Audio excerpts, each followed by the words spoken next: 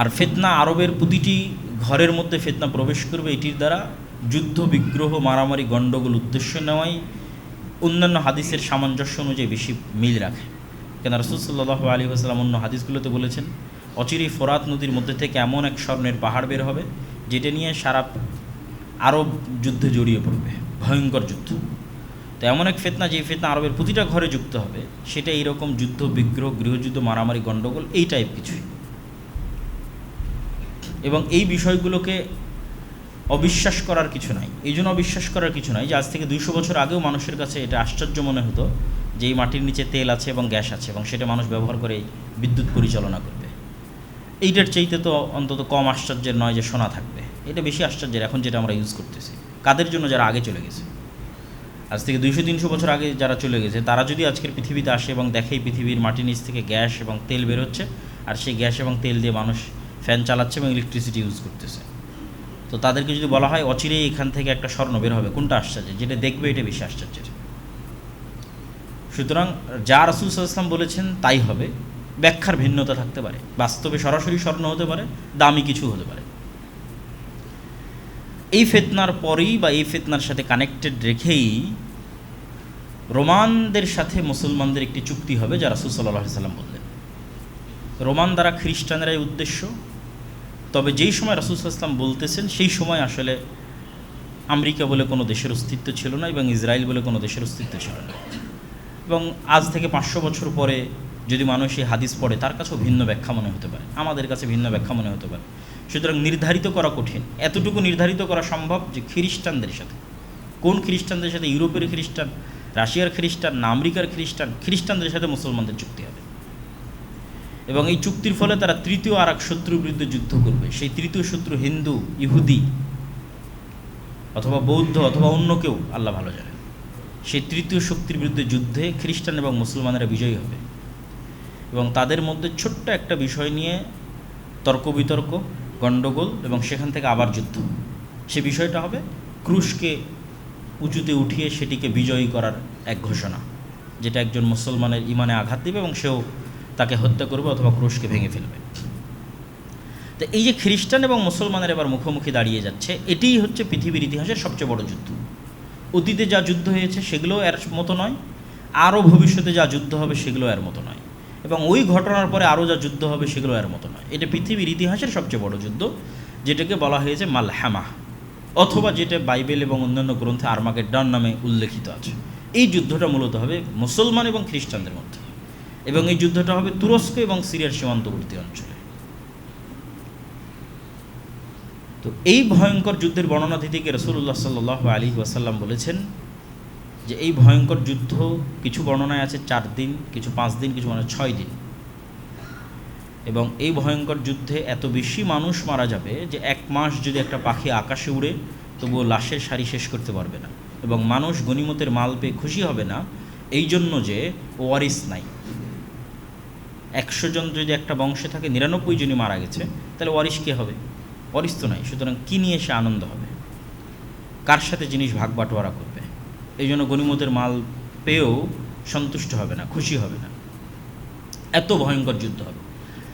এই যুদ্ধের কথা বলতে গিয়ে রাসূলুল্লাহ সাল্লাল্লাহু আলাইহি সাল্লাম বলেছেন, মদিনা থেকে তৎকালীন বিশ্বের সবচেয়ে আল্লাহওয়ালা, তাকওয়াবান, পরহেজগার, সর্বশ্রেষ্ঠ মানুষরা বের হয়ে আসবে এই যুদ্ধে অংশগ্রহণ করার জন্য, এবং তারা তাদের শাম, সিরিয়ার ভাইদের সাথে কাঁধে কাঁধ মিলিয়ে এই যুদ্ধে অংশগ্রহণ করবে। এই যুদ্ধের কথা বলতে গিয়ে রাসূলুল্লাহ সাল্লাল্লাহু আলাইহি ওয়াসাল্লাম আরও যেটি বলেছেন যে এই যুদ্ধের শেষে মুসলমানেরা বিজয়ী হবে এবং বিজয়ী হওয়ার পরেই তারা কুস্তুনতুনিয়া বিজয় করবে। কুস্তুনতুনিয়া হচ্ছে আজকের তুরস্কের ইস্তাম্বুল, এবং যখন রাসূল সাল্লাল্লাহু আলাইহি ওয়াসাল্লাম এই হাদিস বলতেছেন তখন কুস্তুনতুনিয়া বাইজেন্টাইন এম্পায়ারের রাজধানী, এবং সুলতান মুহাম্মদ আল ফাতেহের পূর্ব পর্যন্ত প্রায় 700-800 বছর মুসলমানেরা লাগাতার চেষ্টা করেছে এই কুস্তুনতুনিয়া বিজয় করার জন্য, কিন্তু তারা কুস্তুনতুনিয়া বিজয় করতে পারেনি।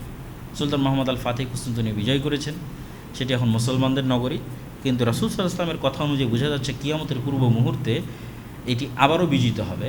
ফলত কিয়ামতের পূর্ব মুহূর্তে এটি হাতছাড়া হওয়ারও সম্ভাবনা আছে, যেহেতু আবার বিজিত হবে। এবং এই কুস্তুনতুনিয়া বিজয়ের কথা রাসূল সাল্লাল্লাহু আলাইহি ওয়াসাল্লাম আর এক হাদিসে এভাবে উল্লেখ করছেন যে লা তাকুমুস সাআহ, ততদিন পর্যন্ত কিয়ামত হবে না যতদিন না ইসহাক আলাইহিস সালাতু ওয়াসসালামের বংশের ৭০,০০০ মানুষ এমন এক শহরে যুদ্ধ না করে যেই শহরের এক পাশে সমুদ্র এবং আর এক পাশে সমতল, জানিবুহাল বার ও জানিবুহাল বাহার, এক পাশে সমুদ্র আর এক পাশে সমতল, ইসহাক আলাইহিস সালাতু ওয়াসসালামের বংশের।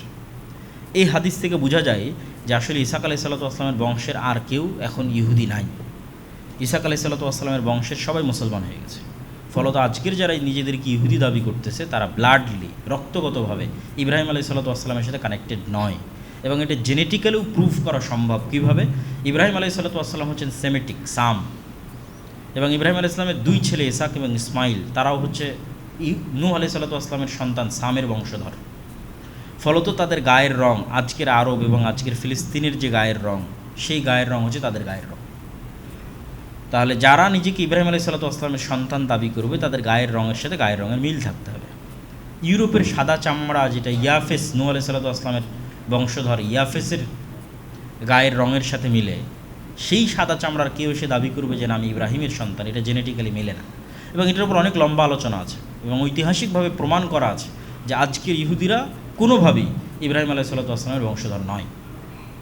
আর এই হাদিসে রাসূল সাল্লাল্লাহু আলাইহি ওয়াসাল্লাম স্পষ্ট করে দিয়েছেন ইসহাক আলাইহিস সালাতু ওয়াসসালামের বংশের ৭০,০০০ মানুষ আল্লাহ সুবহানাহু ওয়া তাআলার রাস্তায় যুদ্ধ করবে এমন এক শহরে, যে শহরের এক পাশে সমুদ্র এবং এক পাশে সমতল।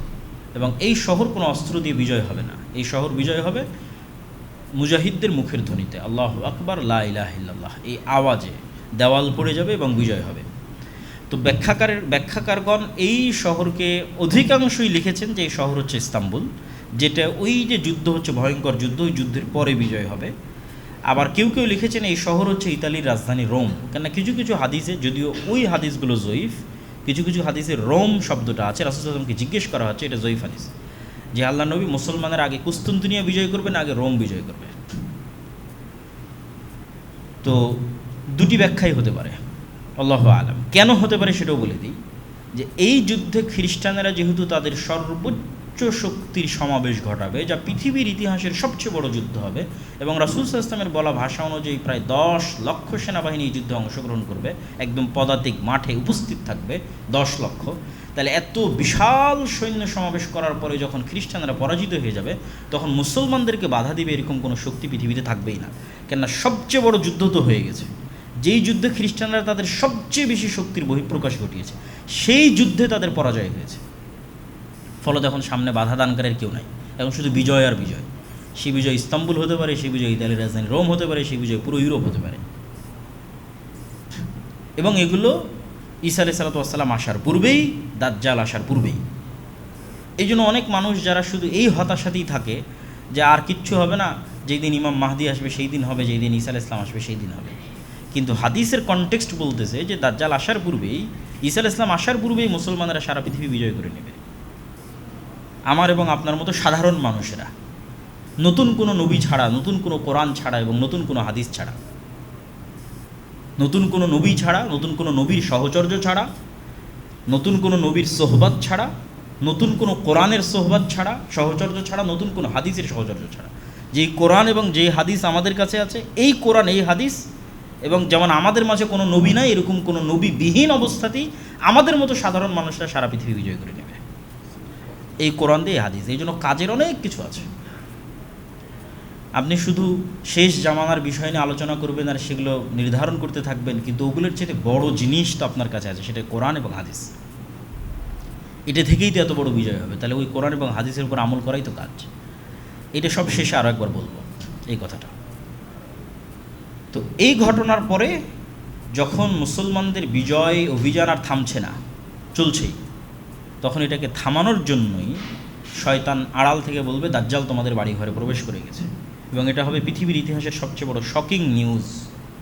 এত বড় শকিং নিউজ পাওয়ার কারণে আর বিজয় অভিযান পরিচালনা না করে সবাই রিটার্ন ব্যাক করবে শামে, দামেস্কে, ফিলিস্তিনে, যে আসলেই দাজ্জাল আমাদের বাড়ি ঘরে ঢুকে গেছে কিনা। কিন্তু এটা মিথ্যা নিউজ, তখনও দাজ্জাল বের হয়নি। তারপরে যখন তারা ফিরে আসবে ততক্ষণে দাজ্জাল সত্যি বের হয়ে যাবে, এবং দাজ্জাল যখন বের হয়ে যাবে তখন এক নিমিষে, এক মিনিটে যেই মুসলমানেরা 10 লক্ষ বাহিনীর একটা বাহিনীকে পরাজয় করে কুস্তুনতুনিয়া, ইতালি, ইউরোপ, জেরুজালেম, ভারত সব বিজয় কমপ্লিট করে ফেলেছে। সেই মুজাহিদ বাহিনী দেখবে যে এক নিমিষে তাদের ক্ষমতা জিরো, তাদের পাওয়ার জিরো। কেননা দাজ্জাল যখন আসবে সে এক্সট্রা অর্ডিনারি অলৌকিক ক্ষমতা নিয়ে আসবে। যদি অতিক্রম করবে তো কোনো এক শহরে গিয়ে বলবে তোমরা আমার প্রতি ঈমান আনয়ন করো, তো সেই শহরের মানুষ তার প্রতি ঈমান আনয়ন করবে। তখন ধন সম্পদ ওই শহরের মানুষের পিছনে এমনভাবে ছুটবে যেভাবে মৌমাছির চাকের সাথে লেগে থাকে। তারপরে আর এক শহরে গিয়ে দাজ্জাল বলবে তোমরা আমার প্রতি ঈমান আনয়ন করো। সম্ভাব্য ওই শহর দামেস্ক, শামের কোনো নগরী যেখানে মুসলমান এবং মুজাহিদরা বসবাস করতেছে, তারা বলবে যে না, আমরা তোমার প্রতি ঈমান আনয়ন করবো না। তখন আসমান এবং জমিনের ফসল উৎপাদনের ব্যবস্থাপনা তাদের জন্য এমনভাবে বন্ধ করে দেওয়া হবে যে তাদের কাছে খাবারের কোনো ব্যবস্থাপনাই থাকবে না। ফলত যেহেতু কোনো খাবারই উৎপন্ন হচ্ছে না, ঘাসও যেহেতু উৎপন্ন হচ্ছে না, ফলমূল শাকসবজি তো বহুদূরের কথা, ঘাসও যেহেতু উৎপন্ন হচ্ছে না, তখন বাঁচার জন্য তাদের বাড়িতে থাকা যে আগের যে ফার্নিচারগুলো আছে, কাঠ, টেবিল, সেগুলো চিবিয়ে চিবিয়ে এর মধ্যে থেকে রস বের করার চেষ্টা করবে এবং এটাই খাদ্যদ্রব্য হিসেবে বানিয়ে বেঁচে থাকার চেষ্টা করবে। এই রকম অসহায় অবস্থায় চলে যাবে। এবং যেহেতু দাজ্জাল এক্সট্রা অর্ডিনারি ক্ষমতা নিয়ে এসেছে, পাওয়ার নিয়ে এসেছে, এবং এটা আল্লাহ সুবহানাহু ওয়া তাআলাই তাকে দিয়েছে, ফলত এখান থেকে ঈমান বাঁচিয়ে এইরকম কষ্টের মধ্যে টিকে থাকা এত সহজ হবে না। একমাত্র তারাই পারবে যাদের ন্যূনতম 1 টাকার প্রতিও অবৈধ লোভ নাই। আজকে আপনি আপনার নাফসকে চেক করে দেখেন যে একটা অবৈধ টাকার প্রতি আপনার লোভ আছে কিনা, তাহলে নিশ্চিত জেনে থাকেন আপনি দাজ্জালের ফিতনা থেকে বাঁচতে পারবেন না। কেন দাজ্জাল যখন আসবে তখন সকল টাকা পয়সা দাজ্জালের কাছে, আর আপনাকে কিসের জন্য প্রস্তুত হবে? মরার জন্য। কিচ্ছু থাকবে না, টাকা পয়সা, না ধন দৌলত, না খাবার দাবার, না বাড়িঘর, মৃত্যু, সাক্ষাৎ মৃত্যু। তাহলে যার 1 টাকাও অবৈধর প্রতি লোভ আছে সে বাঁচতে পারবে না। এটাই হলো চেক পয়েন্ট যে আপনার ইমানের, তাহলে আপনার 1 টাকাও অবৈধ লোভের প্রতি যেন না থাকে এবং আপনি মৃত্যুকে যেন ভয় না পান, বরং মৃত্যুকে আপনি জান্নাতে যাওয়ার ওসিলা মনে করেন। এইটার জন্যই তো ওই 2টা ঈমান লাগবে, যে 2টা ঈমানের আলোচনা আমরা শুরুতে করেছি। পুনরুত্থানের প্রতি মজবুত বিশ্বাস এবং আল্লাহর প্রতি মজবুত ঈমান, এই 2টা ছাড়া কেউ এই স্যাক্রিফাইস করতে পারবে না। যে মৃত্যু ভয় নয়, মৃত্যু কি জান্নাতে যাওয়ার মাধ্যম, ফলত আনন্দের সাথে সে মৃত্যুকে অ্যাকসেপ্ট করবে এবং দাজ্জালের যেটা জাহান্নাম হবে সেটার মধ্যে ঢুকে যাবে, আর দাজ্জালের যেটা জান্নাত হবে সেটাকে ধোঁকা মনে করবে। এই লেভেলের ঈমান সে কোথায় থেকে অর্জন করবে? এই লেভেলের ঈমান ছিল আসহাবুল উখদুদের ঈমান, আসহাবে কাহাফের ঈমান।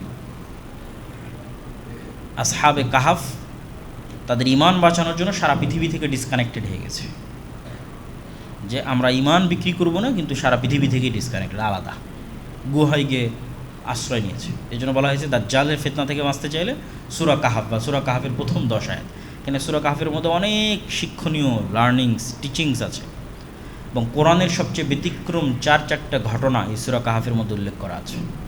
এত ব্যতিক্রম কোরআনে যত ঘটনা উল্লেখ করা আছে তার মধ্যে সবচেয়ে ব্যতিক্রম ঘটনা হলো এগুলো।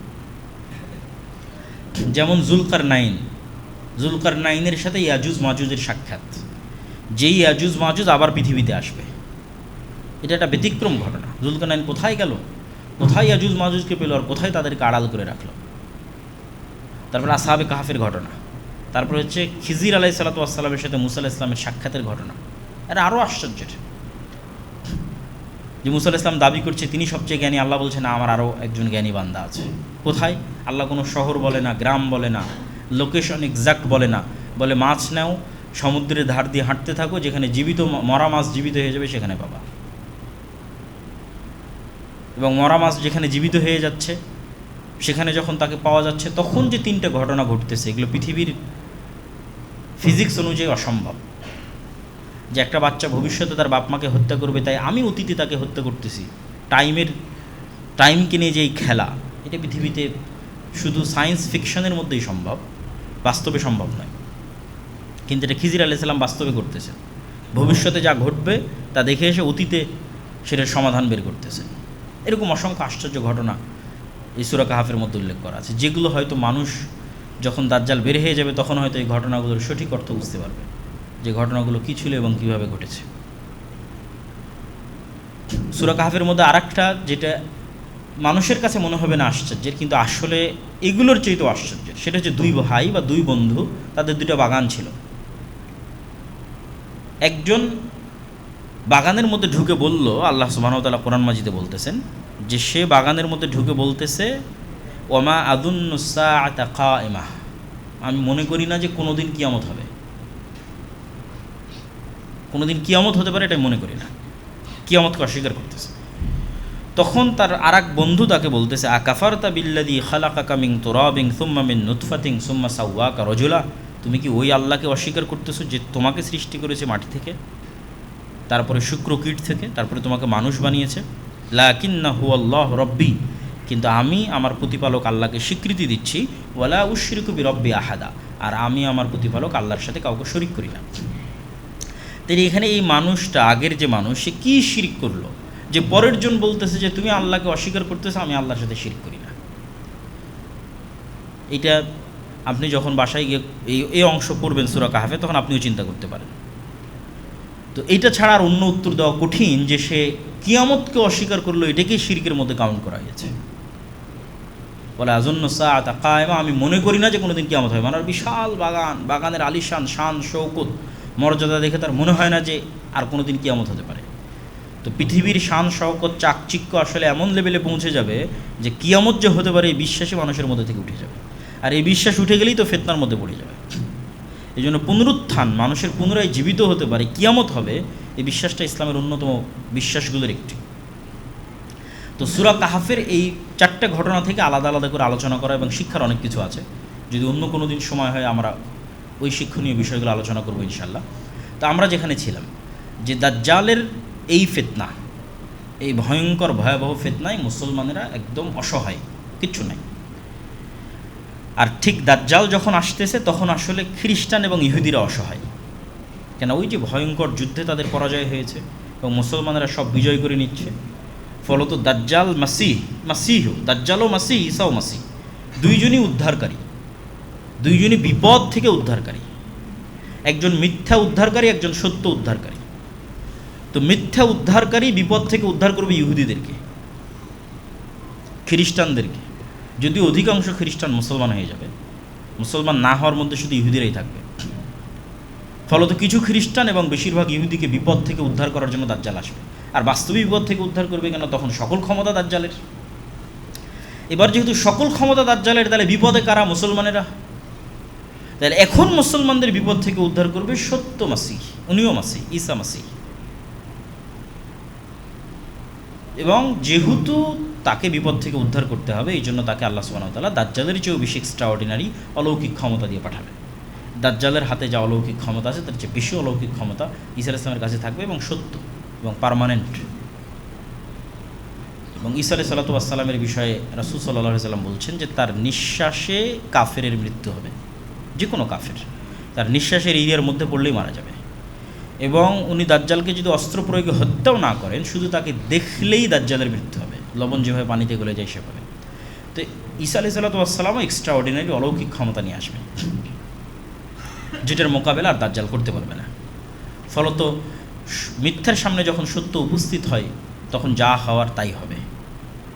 মিথ্যা মাসিহের সামনে যখন সত্য মাসিহ উপস্থিত হবে, তখন তার সকল মিথ্যার জাল ফাঁস হয়ে যাবে এবং সে পরাজিত হবে, তাকে হত্যা করবে ঈসা আলাইহিস সালাম নিজে হাতে। এবং ওই যে ইহুদিরা বিভিন্ন পাথর এবং গাছের আড়ালে আশ্রয় নেবে, ওই ঘটনা এখন ঘটবে। সকল হাদিসকে মিলালে এই ঘটনা এখনই ঘটবে, যে দাজ্জালের সাথে যে 70,000 আসপাহানের ইহুদিরা থাকবে, এরা তখন দাজ্জালের মৃত্যুর পর বিভিন্ন পাহাড়ের গুহায়, পাথরে, গাছের আড়ালে লুকাবে। তখন ওই যে অলৌকিকত্ব একবার প্রকাশ পেয়ে গেছে, গায়েবের অলৌকিকত্ব একবার প্রকাশ পেয়ে গেছে, ওটা আরও বিভিন্ন জায়গায় দেখা যাবে। তখন গাছ এবং পাথরও বলা শুরু করবে, ইয়া আবদুল্লাহ, হে আল্লাহর বান্দা, আসো, এখানে একজন ইহুদি লুকিয়ে আছে, তাকে হত্যা করো। এবং যেই পৃথিবীর সবচেয়ে বড় ফিতনা, যে ঈসা আলাইহিস সালামের হাত দিয়ে ধ্বংস হলো, সেই ঈসা আলাইহিস সালামকে আল্লাহ সুবহানাহু ওয়া তাআলা বলবেন, এখন যে ফিতনা আসবে সেটা তুমিও মোকাবেলা করতে পারবে না, এটা হচ্ছে ইয়াজুজ মাজুজের ফিতনা। তাহলে পৃথিবীর সবচেয়ে ভয়ঙ্কর ফিতনা দাজ্জালের ফিতনা, যা মোকাবেলা করতে পারেনি স্বাভাবিক মুমিন মুজাহিদেরা, যারা কোনো নবী ছাড়াই, কোনো নতুন কোরআন এবং নতুন হাদিস ছাড়াই সারা পৃথিবী বিজয় করে ফেলেছে, তারা দাজ্জালের ফিতনার সামনে তাদের ঈমান ধরে রাখতে পারবে, কিন্তু দাজ্জালের সাথে ফাইট দিতে পারবে না। এবার যেই ঈসা আলাইহিস সালামের মাধ্যমে দাজ্জালকে পরাজিত করা হলো, সেই ঈসা আলাইহিস সালামকে বলা হবে যে এখন যারা আসবে তাদের সাথে আপনিও পারবেন না, ফলত আপনি তুর পাহাড়িকে আশ্রয় নেন। মুমিন মুজাহিদদেরকে সহ তুর পাহাড়ে আশ্রয় নেন। এবং ইয়াজুজ মাজুজের সংখ্যাধিক্যের কথা বলতে গিয়ে রাসূলুল্লাহ সাল্লাল্লাহু আলাইহি সাল্লাম বলেছেন, এটা সহিহ হাদিস, যে বনু আদমের প্রতি ১,৯৯৯ জন জাহান্নামে, আদমের সন্তানের প্রত্যেক ১,৯৯৯ জাহান্নামে। এই হাদিস শুনে সাহাবায়ে কেরাম অত্যন্ত ভীত সন্ত্রস্ত হয়ে গেলেন, যে প্রতি ১,৯৯৯ মানে আমরা কেউ তাহলে আর জান্নাতে যেতে পারতেছি না, সম্ভব নয়। তখন রাসূল সাল্লাল্লাহু আলাইহি ওয়াসাল্লাম তাদেরকে আশ্বস্ত করলেন যে এই ৯৯৯ জন জাহান্নামে যাবে, এর অধিকাংশ, এখানে আর পরিমাণ বলেননি, এর অধিকাংশ ইয়াজুজের মাজুজের বংশধর, তথা ইয়াজুজ মাজুজ আদমের সন্তান। দাজ্জাল আদমের সন্তান। দাজ্জাল মানে কোনো দেশ, কোনো প্রযুক্তি, এআই, চ্যাটজিপিটি, আমেরিকা না। দাজ্জাল মানুষ এবং আদমের সন্তান। ইয়াজুজ মাজুজ মানুষ এবং আদমের সন্তান। তো যদি আমরা ৯৯৯ না ধরি, ৯০০ ধরি, যে অধিকাংশ মানে ৯০০ ধরেন, এমনি এক্সাম্পল, ফর এক্সাম্পল, এক্সাক্ট কত আল্লাহ ভালো জানে, তাহলে আদম থেকে নিয়ে কিয়ামত পর্যন্ত যা মানুষ এসেছে, ইয়াজুজ মাজুজকে তার ৯০০ গুণ হতে হবে। এখনকার ৬০০ কোটি মানুষের ৯০০ গুণ নয়, আদম থেকে নিয়ে কিয়ামত পর্যন্ত যা মানুষ আসবে তার ৯০০ গুণ হচ্ছে ইয়াজুজ মাজুজ। তাহলে তাদের সংখ্যা কত বিশাল হতে পারে, কত ব্যাপক হতে পারে। তো এখানে একটা প্রশ্ন স্বাভাবিকভাবে মানুষের মনে উত্থাপিত হয়, যে কোথায় সেই দাজ্জাল আর কোথায় সেই ইয়াজুজ মাজুজ, এখন কেন তাদেরকে আমরা দেখি না? বিশেষ করে বিজ্ঞানের এই উৎকর্ষতা, বিজ্ঞানের এই সফলতা মানুষকে অনেক সময় এই বিষয়গুলোকে অস্বীকার করার দিকে নিয়ে যায়। অথচ আমি চিন্তা করি যে মানুষ যদি উল্টা দিক থেকে চিন্তা করে, সায়েন্সকে এই অ্যাঙ্গেলে চিন্তা না করে, ভিন্ন অ্যাঙ্গেলে চিন্তা করে, তাহলে মানুষ চিন্তা করতে পারবে যে মানুষ যদি এত দূর করতে পারে, আল্লাহ তাহলে কত দূর পারে। তখন অ্যাঙ্গেলটাই ভিন্ন হয়ে যাবে, চিন্তা করার স্টাইলটাই ভিন্ন হয়ে যাবে। যে আপনি সায়েন্সকে দেখে পরকাল এবং কিয়ামতকে অস্বীকার করবেন না, আরও পরকাল চাক্ষুষ দেখতে পাবেন, যে মানুষই এই করতে পারছে, তার আল্লাহ কী করতে পারে। আমার ফিঙ্গারপ্রিন্ট দিয়ে পুলিশ ধরে ফেলতেছে, ফরেন্সিক রিপোর্ট দিয়ে পুলিশ ধরে ফেলছে, এই রিভলভার আমি ইউজ করেছি, এটা যে মানুষ করতে, আল্লাহ কী করতে পারে কিয়ামতের মাঠে। তো চিন্তার ধরনটা পাল্টালে বর্তমান যে সায়েন্স, এটা আপনাকে আরও গায়েবকে চোখে দেখার সুযোগ দিবে। আজ থেকে ২০০ বছর আগের মানুষ এগুলো দেখার সুযোগ পেত না, তাহলে এগুলো তাদের জন্য গায়েব ছিল, আপনি তো গায়েব চোখে দেখতেছেন। তো ফলত আপনার ঈমান আরও মজবুত হওয়া উচিত। তো স্পেসিফিক এটার যেটা উত্তর, সেটা হচ্ছে যে আল্লাহু আলা কুল্লি শাইইন কাদির, আল্লাহ সকল কিছুর উপর ক্ষমতাবান। ফেরেশতা এবং জিনের অস্তিত্বের উপর বিশ্বাস করা যেমন আমাদের ঈমানের অংশ, অথচ আমরা তাদের দেখি না, কেন প্রত্যেকটা সৃষ্টিকে আল্লাহ সুবহানাহু ওয়া তাআলা তার নিজস্ব সীমাবদ্ধতার মধ্যে রেখে দিয়েছে। একটা পিঁপড়ার দেখার সীমাবদ্ধতা আর একটা মানুষের দেখার সীমাবদ্ধতা এক নয়। একটা সাপের দেখার সীমাবদ্ধতা আর একটা মানুষের দেখার সীমাবদ্ধতা এক নয়। ফলত সবার কাছেই একজন আর একজনের হুবহু ওই রকম নয়, যে আমি আমাকে যেমন মনে করতেছি পিঁপড়া আমাকে ঠিক সেরকমই মনে করে, এটা সম্ভব নয়। পিঁপড়ার কাছে পৃথিবীর সঙ্গে আমার দৃশ্য, এই পৃথিবীর স্টাইল ভিন্ন, তার সীমাবদ্ধতার মধ্যে সে আছে, মাছের সীমাবদ্ধতার মধ্যে সে আছে। সবাইকে আল্লাহ এক একটা সীমাবদ্ধতার মধ্যে রেখে দিয়েছে। এগুলো এক একটা আলাদা আলাদা জগৎ। পিঁপড়ার জগৎ আলাদা, সাপের জগৎ আলাদা, মাছের জগৎ আলাদা, ঠিক সেরকম ফেরেশতা এবং জিনদের জগৎ আলাদা। ওরা যেমন আমাদের লেভেল পর্যন্ত পৌঁছতে পারতেছে না, আমরা তেমন ওদের লেভেল পর্যন্ত পৌঁছতে পারবো না, ডাইমেনশন ভিন্ন। অথচ ওরা আমাদেরকে দেখাচ্ছে পরিপূর্ণরূপে দেখতে পাচ্ছে, ঠিক আমরা যেমন পিঁপড়াকে পরিপূর্ণরূপে দেখতে পাচ্ছি, অথচ পিঁপড়া তার পাল্টা আমাকে পরিপূর্ণরূপে আমাকে অ্যানালাইসিস করতে পারতেছে না। তো এই স্টাইলেও আল্লাহ সুবহানাহু ওয়া তাআলা রেখে দিতে পারেন। আল্লাহ ভালো জানেন আল্লাহ সুবহানাহু ওয়া তাআলা কীভাবে রেখেছেন। এবং আল্লাহ সুবহানাহু ওয়া তাআলার পবিত্র কোরআনের বর্ণনা অনুযায়ী যে আসমান সৃষ্টিতে আল্লাহর যা সময় লেগেছে, জমিন সৃষ্টিতে আল্লাহর তাই সময় লেগেছে। এবং আল্লাহ আসমানকে যেমন 7টা সৃষ্টি করেছে, জমিনকেও তেমন 7টা সৃষ্টি করেছে। ফলত আসমানের যে বিশালতা, জমিনেরও কাছাকাছি ওইরকমই বিশালতা হওয়ার সম্ভাবনা আছে। তো জমিন মানে শুধু আমাদের এই এক জমিনেই শেষ তা নয়। আর আল্লাহ বলেছেন প্রত্যেক জমিনে তার আদেশ অবতীর্ণ হয়। তানাজ্জালুল আমরু বাইনাহুন্না, প্রত্যেক জমিনে তার আদেশ অবতীর্ণ হয়। ফলত আল্লাহ সুবহানাহু ওয়া তাআলা চাইলে দাজ্জাল এবং ইয়াজুজ মাজুজকে ভিন্ন জমিনেও রাখতে পারে, কিন্তু নিশ্চিত করে বলা সম্ভব নয় যে তারা এই পৃথিবীতেই নাই অথবা অন্য পৃথিবীতে আছে আমাদের ঈমান রাখতে হবে যে আল্লাহ এবং আল্লাহ রসুল যেভাবে বলেছেন সেভাবেই ঘটবে, এবং পৃথিবী ধ্বংসের যদি আর একদিনও বাকি থাকে তবুও ঘটবে। কিন্তু সম্ভাবনা আছে, আল্লাহ যেমন এই পৃথিবীতেও রাখার সক্ষম, ঠিক অন্য পৃথিবীতেও রাখতে সক্ষম। আর দাজ্জালের আগমনটা পুরোটাই একটা ব্যতিক্রম, এক্সট্রা অর্ডিনারি কার্যকলাপ, যেগুলো মানুষ কখনো কল্পনা করেনি, সেই কার্যকলাপগুলোর মধ্যে দিয়ে যাবে। যেমন রাসূল সাল্লাল্লাহু আলাইহি ওয়াসাল্লাম বলছেন, দাজ্জালের প্রথম দিন হবে 1 বছরের সমান, দ্বিতীয় দিন হবে 1 মাসের সমান, তৃতীয় দিন হবে 1 সপ্তাহের সমান। আল্লাহ চাইলে আল্লাহর সরাসরি আদেশে এটা সংঘটিত করতে পারেন, যে আল্লাহ সুবহানাহু ওয়া তাআলা সূর্যকে 1 মাসের জন্য প্রলম্বিত করে দিলেন, দিনকে 1 বছরের জন্য প্রলম্বিত করে দিলেন। কিন্তু আল্লাহর সুন্নাত বিবেচনা করলে দেখা যায় যে আল্লাহ সুবহানাহু ওয়া তাআলা যা কিছু ঘটান ধারাবাহিক ঘটনার পরিপ্রেক্ষিতে এবং পরিক্রমায় ঘটান। বেশিরভাগ ক্ষেত্রে 90 থেকে 99% সময় আল্লাহর সুন্নাত এটি যে প্রতিটি ঘটনা ধারাবাহিক ঘটনার পরিপ্রেক্ষিতে ঘটে। ইউসুফকে কুয়া থেকে বের করতে হবে, তার জন্য আল্লাহ ফেরেশতা দিয়ে তাকে বের করে নিবে, সাধারণত এরকম হয় না, কিন্তু আল্লাহ চাইলে পারতেন। ওটাও একটা ঘটনার মাধ্যমে ঘটবে। একদল মানুষের খাবারের প্রয়োজন, পানির প্রয়োজন, তারা দেখতেছে ওখানে পাখি উঠতেছে, তাহলে ওখানে মনে হয় পানি আছে, সেই কুয়াতে যাবে, সেখানে বালতি ফেলবে, দেখবে একটা বাচ্চা বেরিয়ে আসলো ইউসুফ।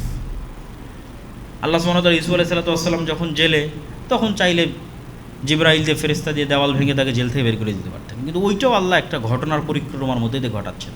উনি 7 বছর জেল খাটবেন, তারপরে তার যারা সঙ্গী ছিল তাদেরকে সে দিনের দাওয়াত দিবে, ওই সঙ্গীরা যখন মুক্তি পাবে, বাদশাহ একটা স্বপ্ন দেখবে, সেই স্বপ্নের ব্যাখ্যা কেউ করতে পারবে না, ওই সঙ্গী তখন বাদশাকে বলবে যে এই স্বপ্নের ব্যাখ্যা একজন জানে যে জেলের মধ্যে আছে, এবার ওটার ওসিলায় সে জেল থেকে বের হবে। কত সূক্ষ্মভাবে একটার পর আর একটা ঘটতেছে। তো আল্লাহর সুন্নাত দেখলে বোঝা যায় ঘটনার ধারাবাহিকতাতেই ঘটার কথা। তথা এটা পৃথিবীর ইতিহাসের একটা ভয়ঙ্কর ঘটনা যে পৃথিবী একদিন হবে 1 বছরের সমান।